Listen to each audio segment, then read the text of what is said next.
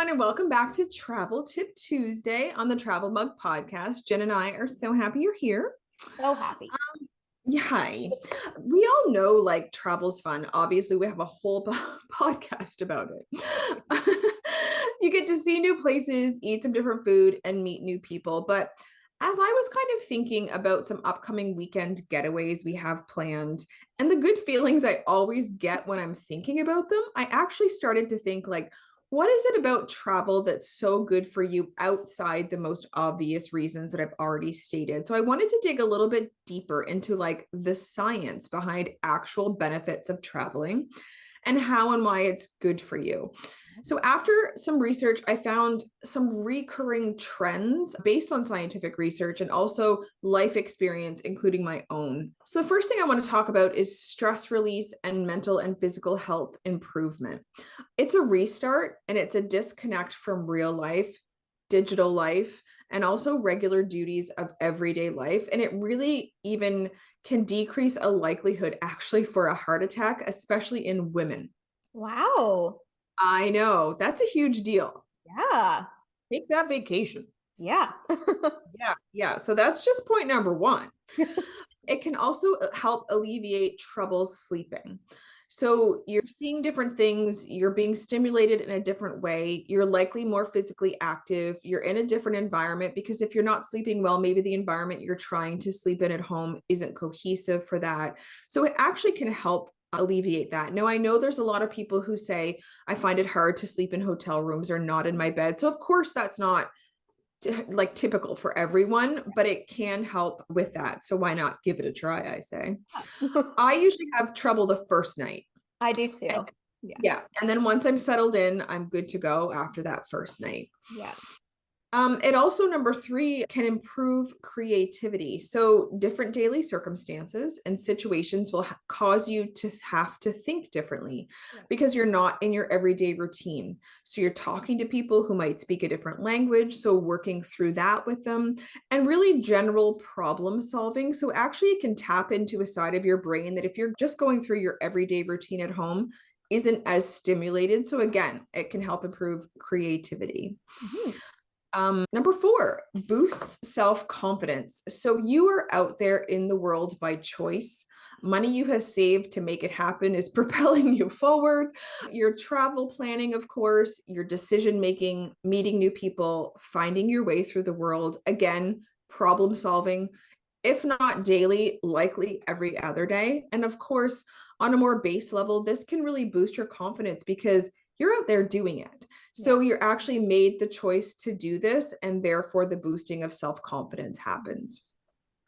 And then the last point I want to make on number five is it increases happiness, of course. So research has actually found, and as reported by the website goodrx.com, people, including females, report less symptoms of depression and tension compared to those who have traveled less, as well, of course, as increased happiness amongst married couples.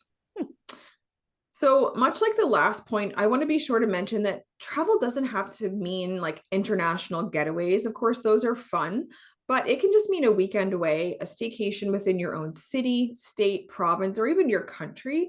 But I really just want to stress that disconnecting from work and getting out has real life benefits, including your health, which I'm just like so excited to have read about that it actually is doing really good things for us, besides just the fact that my eyes are seeing different things. Yeah. It's cool. So, Jen, when you think of travel, like what's the biggest benefit for you, either of the above or one that you've recognized in yourself?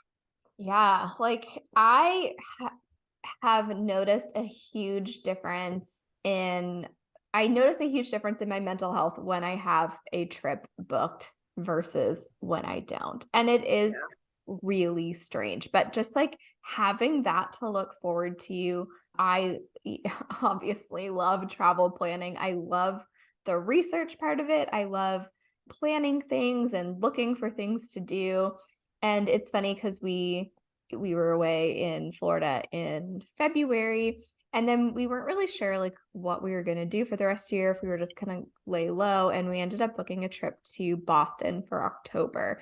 And I literally like can feel myself It like I really can, and it's it sounds silly, but I mean, if you've experienced it, then like it I really can feel a difference in my mental health. And it's funny because we were driving to Cape Breton recently and talking in the car, and I was like, the feeling of landing in a new city and having to like figure it out, it is a confidence boost when you figure it out. And we were kind of talking about people, or like people that we know that have never really traveled, like they've never had to do that for themselves.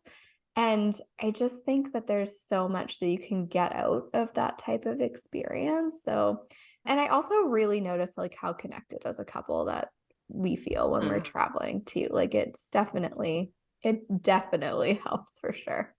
Yeah, definitely. Good vibes all around, I Good say. vibes. We love travel. We really do. We started a podcast, so here we are. It obviously makes us feel good. So, we hope more than anything that you can take some time for yourself, get out there, really, whatever that means for you, as it really is a benefit for your overall well being. And I mean, that's always a good thing. So, as always, thank you for tuning in. And until next time, you can find us on Facebook and Instagram at Travel Mug Podcast, or on our lovely website at travelmugpodcast.com. You can leave us a review on Apple Podcasts or Spotify, which would be lovely, or support the show with Buy Me a Coffee. And until next time, take care and bye. Bye.